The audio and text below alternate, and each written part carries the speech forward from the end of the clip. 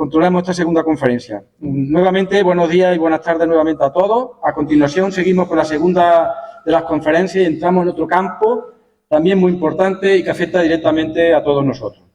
Un tema que, sintetizando de manera un poco rápida, sería hablar del relevo generacional en nuestras explotaciones, tema y preocupación que, si bien engloba numerosos campos y problemáticas, lo cierto y verdad es que es una realidad que está afectando ya de manera directa a nuestra denominación de origen, a nuestras explotaciones, a nuestros olivareros.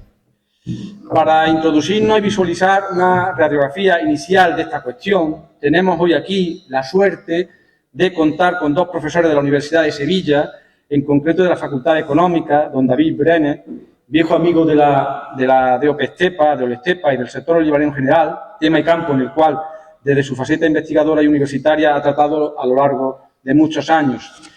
Y por otro lado también contamos con don Carlos Bueno, también profesor, colega de David y estudioso también de estos temas socioeconómicos, creo de importancia crucial en muchas de nuestras realidades, ante el panorama tan complejo que se nos presenta. Ambos dos nos ofrecerán una disertación que tiene como título La vertebración, sostenibilidad y calidad, el caso del olivar de la comarca de Estepa. Antes de nada, no quiero pasar sin agradecer su colaboración y disposición. Sin más, tiene la palabra David o Carlos.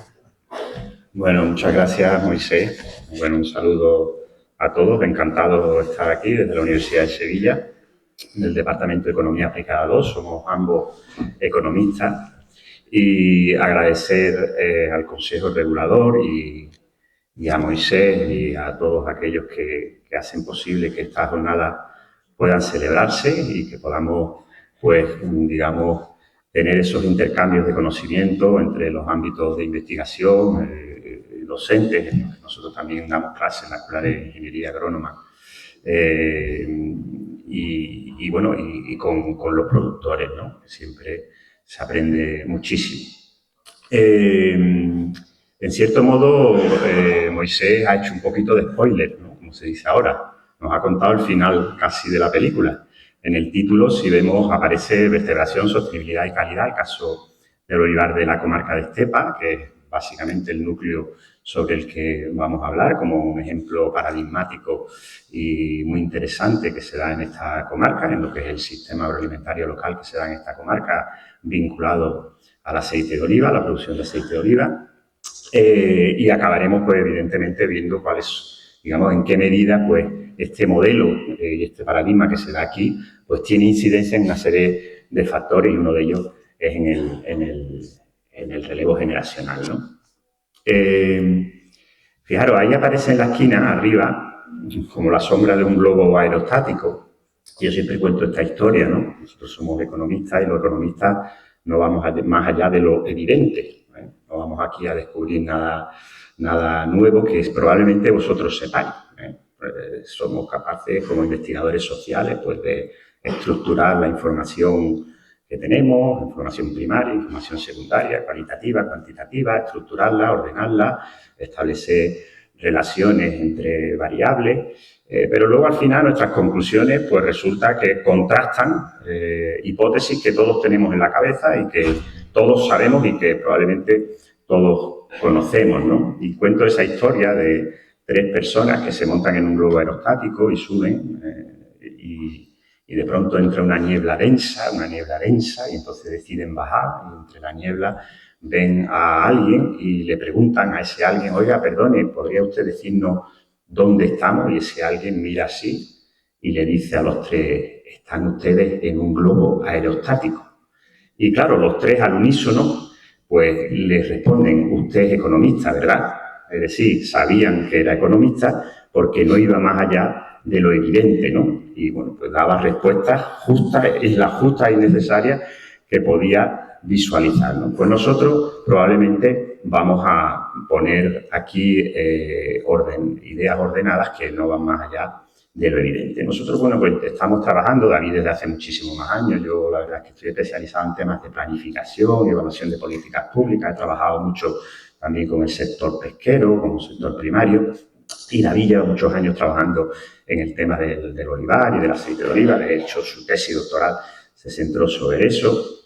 Y bueno, iniciamos un proyecto de investigación para estudiar el caso de aquí, de la comarca de Estepa, ¿no? Y bueno, pues desarrollamos un trabajo holístico, estructural, básicamente lo que viene a decir es que no podemos considerar los análisis de manera parcelada, ¿eh? Muchos economistas pues partimos de modelos que parten de supuestos, ¿no? Supongamos que existe competencia perfecta, ¿no? Y que todo el mundo tiene la misma información y todo el mundo parte de las mismas tal, no sé qué, y al final llegamos a conclusiones partiendo de supuestos muchas veces que no se dan en la realidad y conclusiones bueno, pues que tratamos de con eso explicar. Bueno, cuando trabajamos con modelos holísticos, digamos, tratando de análisis holístico, análisis estructural, pues tratamos de, digamos, introducir todos los elementos dentro del análisis, ¿no? De manera que vemos cómo se interrelacionan unos con otros, ¿no? Y también, pues, con una perspectiva, evidentemente, histórico-cronológica, porque está claro que las situaciones van evolucionando hasta que llegan al momento actual en el que estamos y no podemos entender el momento actual en el que estamos si no hemos visto desde dónde veníamos para llegar al momento actual en el que estamos. Y también con un enfoque institucionalista donde, bueno, pues es evidente que la regulación y las normas y las políticas que se llevan a cabo, las formas de financiación, las subvenciones, etcétera, pues también tienen una incidencia en la realidad, ¿no? Y sobre todo eso, pues al final podemos entender desde muchas perspectivas, pues básicamente cómo se conforma esa realidad, ¿no? Vamos a tocar tres cuestiones fundamentales que creemos que debemos de destacar de manera muy resumida, porque tampoco tenemos mucho tiempo. Esto está dentro del desarrollo de una amplia investigación que estamos llevando a cabo, donde vamos a ver cómo se asocian aquí en este espacio pues una serie de acciones muy importantes de vertebración social y vertebración profesional, que tienen una incidencia en el modelo de producción y, por tanto, en la forma de sostenibilidad de la producción en este espacio y que tienen, a su vez, incidencia en la conformación de un producto de calidad que se convierte en un referente no solo en Andalucía y en España, sino que a nivel mundial, ¿no? De manera que esos tres elementos, pues, aquí precisamente se asocian, se interactúan, conforman una intersección importante para al final convertirnos en un referente, ¿no? Y eso evidentemente pues entendemos que debe tener una incidencia sobre una serie de aspectos importantes de carácter económico y de carácter social dentro de este territorio. ¿De acuerdo? Bueno, buenas tardes a todos. En primer lugar, agradecer al Consejo Regulador la invitación y particularmente a Moisés y Álvaro estar aquí hoy con vosotros, con los productores, que es como una parte muy importante de mí y se encuentra muy a gusto. Este territorio se han estudiado, analizado múltiples estudios y yo creo que era interesante, de mi modesta opinión, hacer un acercamiento a un tema como es la sostenibilidad social, ¿de acuerdo? Es algo que nos preocupa a todos y quería yo aportar con Carlos estos resultados preliminares del estudio. Bueno, lo primero es hacer un acercamiento al olivar que existe en esta zona. Hace unos años hicimos otro trabajo y bueno, quería actualizarlo. Bueno, hacer una tipología del olivar siempre es complicado. ¿Qué criterios utilizamos para analizar el olivar que existe en esta zona? Bueno, yo he utilizado tres, que son la pendiente, la densidad de plantación y el régimen de cultivo que existe en este territorio. Bueno, como veis ahí, el cruce de estas tres variables nos permite hacer una tipología de olivar en la zona. Como estáis viendo aquí, lo he ponderado en base a dos criterios, a la superficie y al número de explotaciones. Bueno, ya nos llama la atención cuáles son los sistemas de cultivo que imperan en este territorio. Y lo estamos viendo que fundamentalmente es un olivar de secano y un olivar de secano intensivo. Como veis, las cifras son muy llamativas y lo demuestran. Ya sabemos del olivar que estamos hablando actualmente, con la ayuda de la información que nos brinda la Consejería de Agricultura. Otra de las características de este territorio es las variedades que existen en la zona. En este gráfico, lo primero que nos llama la atención es cómo ha aumentado en los últimos años de manera muy importante la superficie total. Lo estoy viendo en torno a 48.000 y 55.000 hectáreas. Lógicamente, este aumento de la superficie viene en detrimento de la de otros cultivos que existen en el territorio. Y en relación a las variedades, destaca por encima de todo la hojiblanca. La hojiblanca y en mucho menor medida la arbequina. Como veis, el caso de las otras variedades, pues en los últimos años ha sufrido un gran retroceso. Fundamentalmente, yo llamaría la atención del caso de la manzanilla de Sevilla y que en los últimos años se han arrancado infinidad de hectáreas. ¿De acuerdo? Entonces ya podemos hablar entonces de un olivar del territorio como un olivar secano y casi monovarietal. ¿De acuerdo? Bueno, fijaros, ahí aparecen dos viñetas así un poco humorísticas, no sé si se ve bien. Aquí un primero que dice que cultivo, ¿no? Cereales, verduras, hortalizas, ¿ya? Dice, pero solo cosecho miseria, ¿no? Dice la primera viñeta. Y la segunda viñeta vemos a un agricultor que está completamente encadenado, ¿no? Ahí ahogado entre cadenas, ¿no? La verdad es que partimos de que, y lo estamos viendo, ¿no? Las dificultades del sector primario, que no solo ocurren en el ámbito del olivar, ocurren en algo que se extiende y de hecho se ha visto en las grandes movilizaciones del campo, ¿no? Se encuentra, bueno, pues sujeto dentro de la cadena de valor, de la cadena global de valor, pues se encuentra como un eslabón, la verdad, débil, ¿no? Es el eslabón débil de la cadena de valor, ¿no? El dominio de la gran industria multinacional agroalimentaria y el dominio de la gran distribución comercial, hace que el sector primario esté en una situación muy complicada, ¿no? El sector primario, además, se extiende en su producción a nivel global.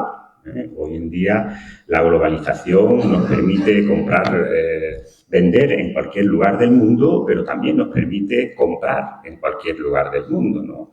De manera que el sector primario, que es un sector muy atomizado, se extiende en su producción a nivel global y, sin embargo, las grandes industrias multinacionales, tanto de la industria agroalimentaria básica, ¿no?, como de la gran distribución moderna, pues conforma oligopolios de demanda e incluso oligopolios de oferta cuando se trata de suministrar los inputs que se necesitan para la producción de hoy, que estrangulan al sector primario, que sí es muy competitivo en su nivel de producción, en esa base de la cadena de la cadena global de valor, y sin embargo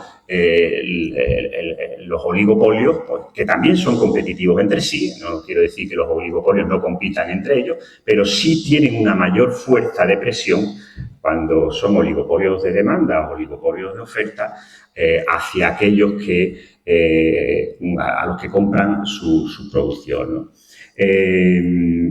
Tener en cuenta que el precio al que vende el sector primario al siguiente eslabón de la cadena es el coste, es uno de los costes, un coste fundamental, al que compra el siguiente eslabón de la cadena, de manera que la disputa competitiva dentro de lo que son las cadenas de valor se produce por la obtención de mayores márgenes, ¿no? Y ahí sí el sector primario se siente débil. Y en ese sentido se genera una dinámica productivista basada en la minoración de costes, que es la que permite a aquellos que tienen fuerza dentro de las cadenas de valor aumentar sus márgenes de ganancia, ¿no? Es decir, cuanto produzca con menos coste, más margen de ganancia obtiene la gran distribución moderna o la gran industria multinacional, ¿no? Y eso al final acaba repercutiendo en la presión hacia la baja de los precios del sector primario. Y el sector primario también intenta, a su vez, minorar sus costes, ¿no? Obtener, digamos, una mayor producción para que, pues si tengo pequeños márgenes, con una mayor producción, pues puedo obtener al menos un cierto rendimiento, ¿no? Y entonces eso pues nos lleva pues a generar problemas medioambientales, problemas sociales, ¿no? Nos lleva pues al agotamiento de los recursos hídricos, a la sobreexplotación, a la erosión de los suelos, nos lleva a la precarización de las condiciones de trabajo, ¿no? Nos lleva a los propios empresarios del campo a pues, el endeudamiento y la imposibilidad de hacer frente a nuestras deudas, ¿no? O a la descapitalización incluso en ocasiones, ¿no? Y nos lleva a los territorios, pues en algunos casos, a no poder competir en esa dinámica basada en la minoración de costes y a difícilmente ser capaces de subsistir en ese modelo, ¿no? De manera que eso que a los que les ha tocado jugar el rol, digamos, de vender al por mayor, vender a granel, vender, digamos, con escaso margen, pues tratan de buscar alternativas que permitan ver si existen rentas diferenciales que hagan la actividad productiva más sostenible, más rentable, ¿no?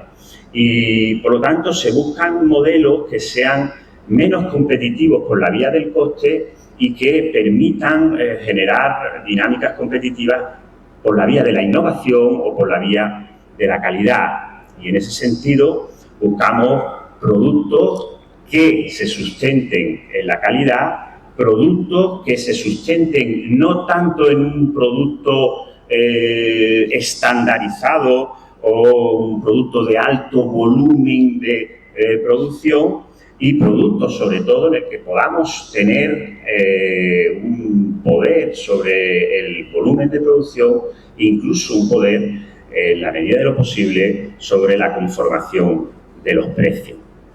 Y aquí encontramos un paradigma muy interesante, porque vimos que aquí había un producto muy bueno, de muy alta calidad, un producto que además se diferenciaba en los mercados, tanto a través de la denominación de origen como incluso a través de la producción, que no se certifica, pero que también se muestra como un gran diferencial, un producto además que está asociado a la comarca y que está asociado al territorio y que es un referente, ¿no? Y por lo tanto encontramos que aquí existía ese elemento diferencial en como ha dicho David, en una estructura productiva de secano compleja, ¿no? Con pocos rendimientos, en el que se buscaba otro modelo de competitividad, ¿no?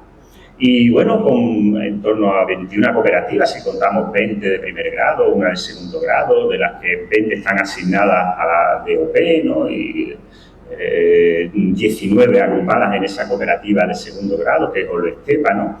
Que concentran unas 60.000 hectáreas de olivar y miles de socios, ¿no? Pues hemos visto cómo se han generado a lo largo del tiempo pues unas dinámicas muy interesantes que han hecho que este producto y este territorio asociado al producto tenga un modelo de competitividad diferencial, ¿no? Primero, sí podemos destacar que aquí ha habido un protagonismo muy importante desde la cooperativa de segundo grado, que responde a un modelo de gobernanza vertical, es decir, que concentra, ¿cierto?, esa vertebración, pero que un modelo de gobernanza con un importante liderazgo que ha permitido el desarrollo de este modelo bien planteado, bien diseñado, bien planificado para obtener esas rentas diferenciales. Es un modelo que ha permitido un cambio en las formas de producción, que ha generado un modelo determinado de gestión comercial y que ha permitido, en definitiva, la valorización de la comarca y del producto, primero del producto y, evidentemente, también como economía de escala de la comarca. Ahí tenemos que destacar las acciones de vertebración, las acciones de vertebración, por una parte, vertebración social, donde se van conformando primero esas cooperativas de primer grado desde los años 50, por unos condicionantes históricos, hasta ahora, ¿no? Donde se incorpora en un momento determinado esa cooperativa de segundo grado que consigue aglutinar y concentrar las cooperativas de segundo grado, donde se incorpora la distinción certificada de la denominación de origen y, por supuesto, también una acción de vertebración profesional, no solo ya impulsada desde los propios modelos digamos, de control y de comercialización de la cooperativa de segundo grado y de certificación de la denominación de origen, sino también impulsada desde las APIs, las agrupaciones de producción integrada, que entendemos que han tenido un rol muy importante en la introducción de esos cambios en el modelo de producción hacia la producción integrada. Ellos, además, han trabajado de manera muy, podemos decir, de manera conjunta, con intercambios de información, de manera conjunta entre ellos y de manera, digamos, conjunta con el sector productor, con, por supuesto, inspecciones en fincas previo a la extracción a la recolección de la aceituna, con análisis multiresiduales sobre el terreno, es decir, con los planes de fertilización y de tratamiento frente a las plagas, es decir, básicamente con un estricto control de las normas que exige la producción integrada, ¿no? Han sido, por tanto, promotores y testigos de todos estos cambios que se han ido desarrollando. Pero al mismo tiempo, desde el ámbito de la comercialización de segundo grado, también se ha impuesto esa exigencia de control de que todos respondiesen a un mismo modelo de producción. Por lo tanto, desde el ámbito de la búsqueda de la calidad, se ha incidido en la búsqueda de la sostenibilidad en este territorio, ¿no? Por lo tanto, también en ese sentido van confluyendo todos esos elementos que van incidiendo, por tanto, en ese cambio de paradigma y en el que vemos cómo se confluyen la vertebración social, la vertebración profesional con las acciones de calidad, en esa pretensión de obtener el mejor aceite de oliva virgen extra y las acciones de sostenibilidad. Con la pretensión de valorar los resultados de este conjunto de acciones que mi compañero destacaba, vamos a ver una serie de indicadores para que tengamos una idea de los resultados de las medidas tomadas. En primer lugar, la sostenibilidad alcanzada en la DEO. Bueno, como veis en este mapa, se trata de presentar la importancia de la producción integrada de las 12 DEO que existen en Andalucía. También con la cifra también de la producción integrada a nivel de España y de Andalucía. Como veis, claramente el ADO de Estepa destaca por encima del conjunto de las DEO. Se ve perfectamente cómo tenemos aquí el caso de la DEO de 80, que algunas no llegan ni al 10%. Entonces, ese es un primer éxito de este conjunto de medidas que estamos destacando. El grado de implantación de la producción integrada en este territorio muy superior al conjunto de las DO que existen en Andalucía y también en España. Si desagregamos el grado de implantación de la producción integrada a nivel municipal, como lo tenemos aquí, y también destacamos no solo la producción integrada, sino que sumamos también la producción ecológica, un grado más de acciones en la búsqueda de la sostenibilidad tan necesaria en el conjunto de este sistema de cultivo. Vemos cómo destacan sobremanera algunos municipios. En el caso de Casariche, que llega a un 99%, el caso de Lora también, y el caso de Pedreña.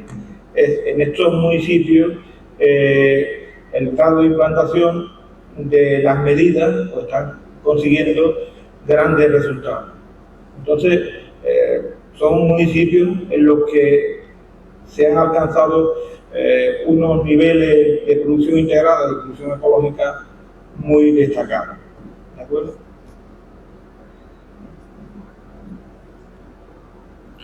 Vale. Bueno, básicamente lo que nos muestra este modelo de producción,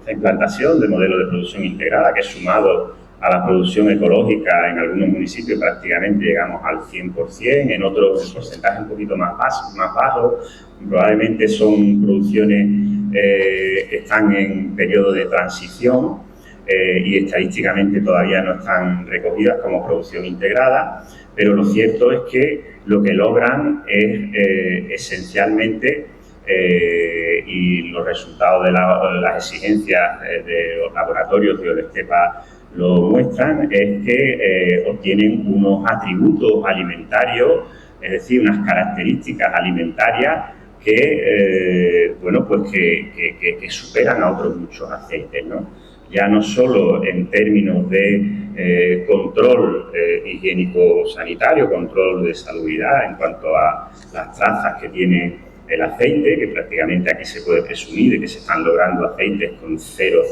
trazas, sino bueno, pues todo lo que eso conlleva en cuanto a su componente organoléptica o hedónica, ¿no?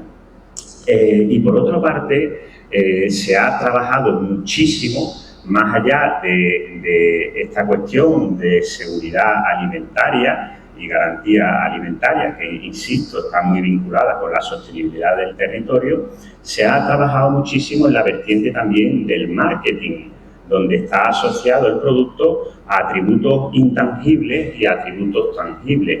Intangibles, que son atributos que generan satisfacción por la adquisición y que están asociados pues, a un producto tradicional, a un producto que expresa o que se asocia a lo ecológico, que se asocia a lo saludable, que se asocia a nuestra cultura identitaria y gastronómica mediterránea, y eso la comarca y este producto lo vende muy bien.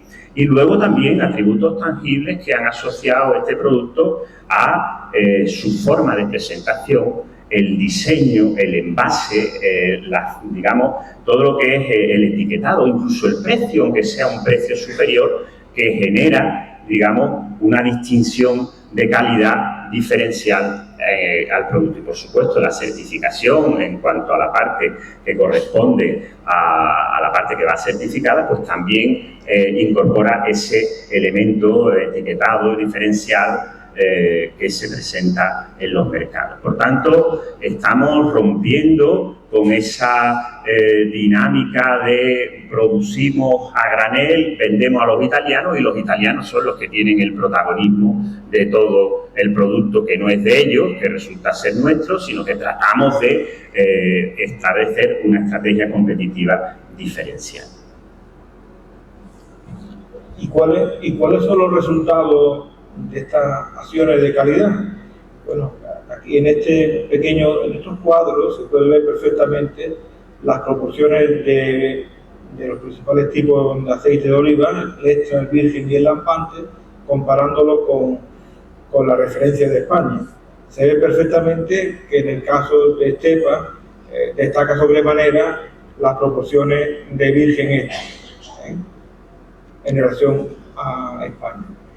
También destacaría que Estepa no solo consigue mayor proporción de virgen extra, sino que esta proporción es más estable que lo que ocurre en el territorio español. Como veis en el cuadro de abajo de la última campaña, se ve perfectamente cómo hay una gran oscilación de lo que ha ocurrido en España. ¿De acuerdo? Bueno, destacando sobremanera ese diferencial, ¿no? Es decir, cómo aquí producimos un 85% aceite virgen extra, ¿no? Frente al resto de España, en el que se sitúa entre el 30 y el 40%, ¿no? Por lo tanto, ya hay un elemento diferencial en cuanto a calidad que es destacable. Pero la calidad no es suficiente con tenerla. La calidad hay que venderla, hay que mostrarla, por supuesto, garantizarla y luego mostrarla, publicitarla con el objetivo de diferenciar ese producto, con el objetivo de que aporte esas diferencias en esos mercados tan competitivos. Se trata, por tanto, con estas estrategias de establecer un mayor protagonismo del sector primario, del sector productor, dentro de esa cadena de valor agroalimentaria que hemos contado muy resumidamente anteriormente. Y esa calidad, si observamos que tiene incidencia, esa estrategia, no solo de calidad, sino que aquí hay más elementos, pero esa estrategia sí tiene incidencia en diversos factores muy relevantes, ¿no? Por una parte, en lo que es las dinámicas de cooperación entre productores, ¿de acuerdo? Facilita esas fórmulas de vender en común unos productos bajo una misma marca y, por lo tanto, establecer estrategias de concentración y de ventas colectivas que fortalecen al sector productor. Estrategias de vertebración, como ya hemos explicado, y de vertebración no solo dentro del propio sector, sino incluso de vertebración entre distintos sectores de actividad, generándose incluso economías de escala o sinergias como formas estratégicas dentro de lo que es el espacio de la comarca bajo el nombre de la comarca de Estepa, ¿no? Y ahí se generan pues diversas alternativas productivas asociadas a otros productos vinculados al aceite, a aspectos culturales, turísticos, gastronómicos, etcétera, ¿no? Una incidencia también en cuanto a las formas de diversificación y de innovación, sobre todo en lo que es la búsqueda de nuevos canales de venta o nuevos formatos o nuevos productos asociados al territorio. También tiene una incidencia en el propio empoderamiento de los productores y de sus cooperativas, tanto de primer grado como de segundo grado. La activación de los recursos humanos, el desarrollo de esas organizaciones económicas y sociales productivas en estos entornos locales y, por tanto, entre todos los actores locales. Y luego también tiene una incidencia en lo que se refiere a la soberanía identitaria, porque estamos apostando por un producto que es nuestro, estamos transmitiendo la necesidad de mantener nuestras tradiciones identitarias, nuestras tradiciones culturales, nuestras tradiciones productivas, nuestras tradiciones gastronómicas. Yo odio el sushi japonés, ¿no? no me gusta el sushi, me encanta el aceite de oliva, me encanta desayunar un café como hemos desayunado con un mollete nuestro y con aceite de oliva nuestro, ¿no? Y eso es defender lo identitario, defender lo nuestro. Y en ese sentido, eso sí se está logrando. Y luego están las dos hipótesis, y ya nos acercamos al final, todavía queda un ratito, las dos hipótesis que hemos planteado para hoy, ¿no? ¿Qué pasa con el precio? Realmente tenemos un mayor poder de negociación sobre el precio. ¿Y qué pasa con el cambio generacional, que es el aspecto económico y el aspecto social? ¿Realmente tenemos una incidencia en el cambio generacional con esta nueva estrategia competitiva? Nos planteamos esto, ¿no? También. Bueno, pues vamos a ver qué obtenemos, ¿no? Bueno, para hacer una valoración desde el punto de vista económico de las acciones que antes comentábamos, pues tenemos que recurrir lógicamente a los precios a los que han sido retribuidos los productores del territorio. Aquí tenemos los precios de la última campaña, comparativamente con dos referencias de interés, que es el PURRED y el PURRED del Virgin Extra. Y una última referencia, que es el precio de liquidación de la cooperativa de segundo grado a sus cooperativas. Como veis, existe una renta diferencial de 467 euros por tonelada en esta última campaña. Hace unos años, 2012, hice una estimación de esta misma renta diferencial y he visto que esta renta diferencial ha aumentado. Es decir, este es el camino que está siguiendo Eurostrepa fundamentalmente, de conseguir una mayor renta diferencial por el producto. Lógicamente, comparándolo con las dos referencias de interés en el caso español. Esto es lo que ha ocurrido en esta última campaña, pero si viéramos lo que ha ocurrido en los últimos tiempos, vemos en este gráfico sobre los precios a que antes hacemos referencia, el PURRED del Virgin Extra y el que retribuye Oleostepa, vemos que siempre se encuentra por encima del precio de liquidación de Oleostepa, y en periodos en los que en la producción los precios son más bajos, es donde Oleostepa consigue mayor precio de liquidación a sus socios. Entonces, en ese sentido, insistir en la valorización de los resultados de las acciones que se han tomado en los últimos tiempos, desde el punto de vista de sostenibilidad, desde el punto de vista de la calidad del producto final, y un argumento muy importante, porque los productores tienen que retribuir su forma de vida con el precio de liquidación. ¿De acuerdo? Y una vez visto este conjunto de resultados de las acciones, viene la otra parte del trabajo que estamos desarrollando, que es el análisis de la sostenibilidad social de este sistema de cultivo. Para analizar la sostenibilidad social, que es algo muy complejo de hacer, hemos recurrido a una serie de indicadores. En primer lugar, lo que es la edad de los perceptores de la PAC. Aquí tenéis desde el periodo 2010, desde la campaña 2010-2011 hasta la 21-22, donde en una columna presentamos los productores, los perceptores con menos de 25 años, hasta los mayores de 65 años. Lo tenemos en términos absolutos y en términos porcentuales.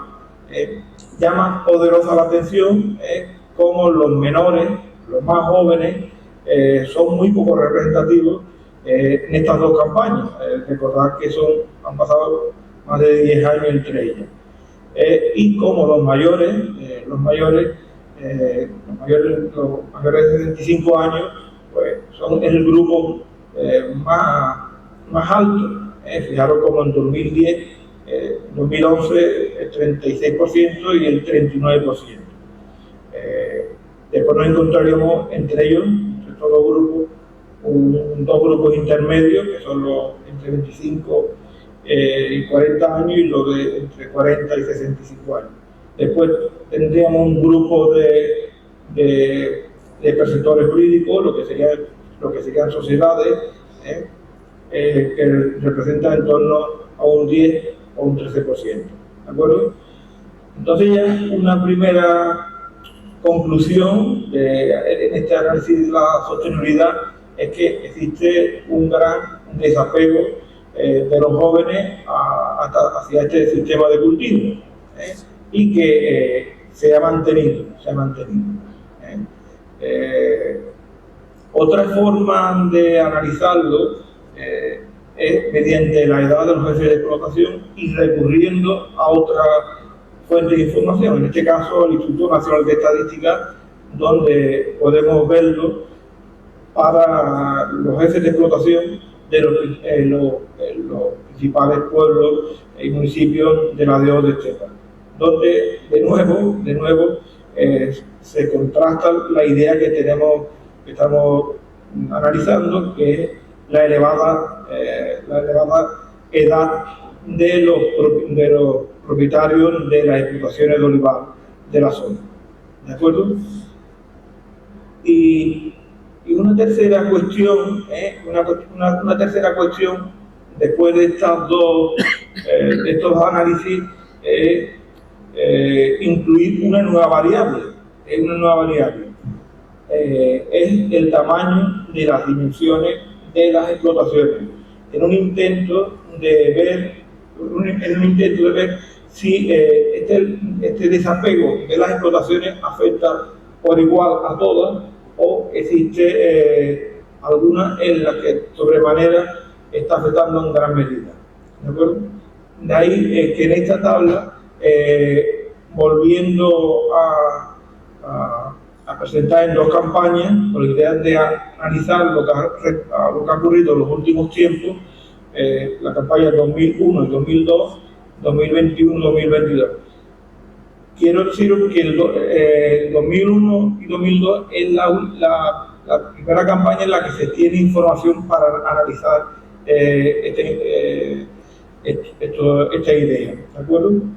Bueno, aquí tenemos una primera columna de las explotaciones clasificadas en orden al tamaño, las menores de 5 hectáreas, de 5 a 10, de 10 a 20, de 20 a 30, de 30 a 40, de 40 y más de 100.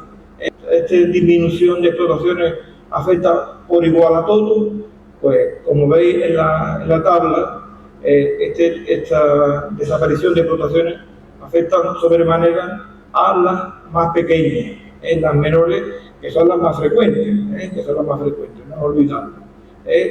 Veis fundamentalmente cómo ha existido una disminución en los de menores de 5 hectáreas y ha aumentado en el polo opuesto la de mayor tamaño,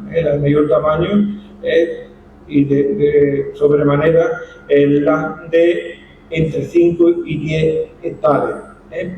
Pero a partir de 5, como veis, aumenta el tamaño de la explotación. Entonces podríamos concluir a partir de estos datos que parece que existe una disminución de las explotaciones más pequeñas, que son las más frecuentes, y un acercamiento hacia un olivar de mayores dimensiones. Esto tiene su explicación. Lógicamente, detrás de estos resultados, la cuestión económica de abatimiento de los costes y está presente. ¿De acuerdo? Y en un intento de... es lo mismo, pero... Exactamente. En un intento de ponerlo más evidente, esta idea expresado en términos de tasa de variación, donde se ve perfectamente cómo se han perdido el 6% de las explotaciones y cómo ha aumentado la superficie total en un 12% y cómo las más pequeñas han perdido en torno a un 20% y un 10% en cuanto a superficie. Estos son los resultados que se obtienen después de analizarlo desde 3 puntos de vista diferentes, pero que se mueven en la misma línea, ¿de acuerdo?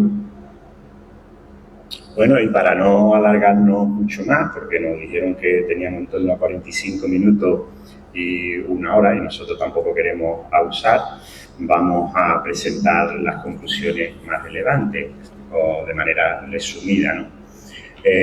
La primera cuestión pues sería eso, que hemos generado modelos de producción que se vertebran, que se sujetan a estrictas exigencias y controles técnicos, y que esto se genera desde ese éxito en la conformación de la vertebración social y la vertebración profesional, y que eso ha permitido, en primer lugar, una mayor sostenibilidad medioambiental, en segundo lugar, una mayor racionalización y un ahorro de costes, además de una mejora de los rendimientos, que esto lo hemos estudiado, pero no hemos centrado mucho en esto. Pues.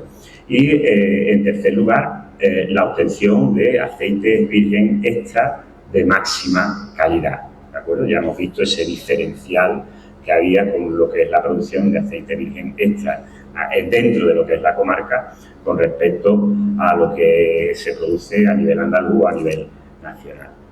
Por otro lado, las estrategias de puesta en valor de esa producción, de esos aceites virgen extra de máxima calidad, las apuestas de diferenciación y de promoción, pues ha permitido que el territorio y el producto se erijan en un referente de calidad en ambos casos, ¿no? Y ha permitido ese diferencial de precio, es decir, la obtención de un mejor precio por el aceite, que se traslada, por tanto, a la remuneración de la materia prima, a la remuneración de la aceituna. No olvidemos que, como veíamos en el gráfico que nos ha mostrado David, veíamos cómo teníamos un alto diferencial en la producción, en el precio liquidado por la cooperativa de segundo grado, o Estepa, pero además tenemos que tener en cuenta, liquidado por el aceite virgen extra, que resulta que tenemos una producción del 85% de este aceite es de esas características, ¿no?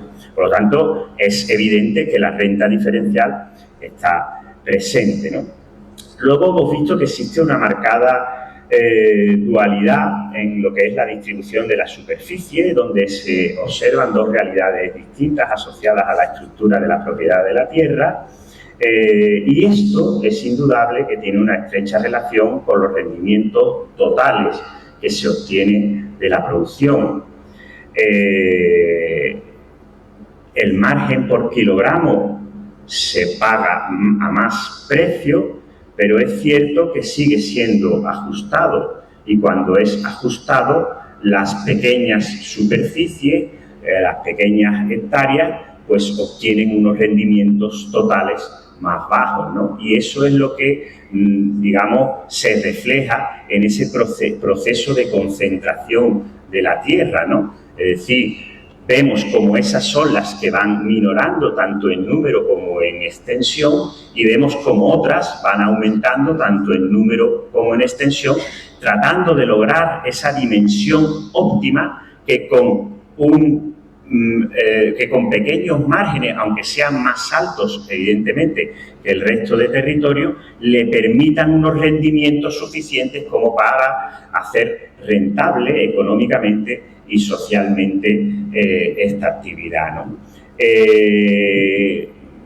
Donde más se ve afectado, por tanto, son en esas pequeñas superficies, esas pequeñas, explotaciones, que son además tradicionales de secano, con unas características de número de olivos por hectárea, etcétera. Esas son evidentemente las que están cambiando, ¿no?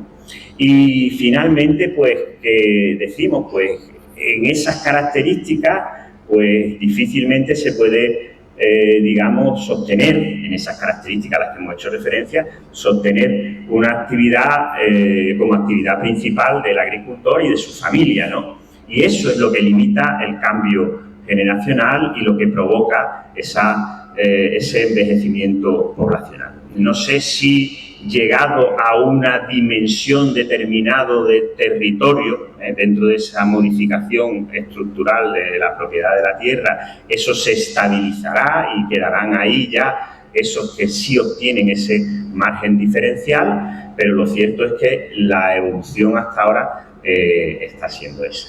Muchísimas gracias por todo.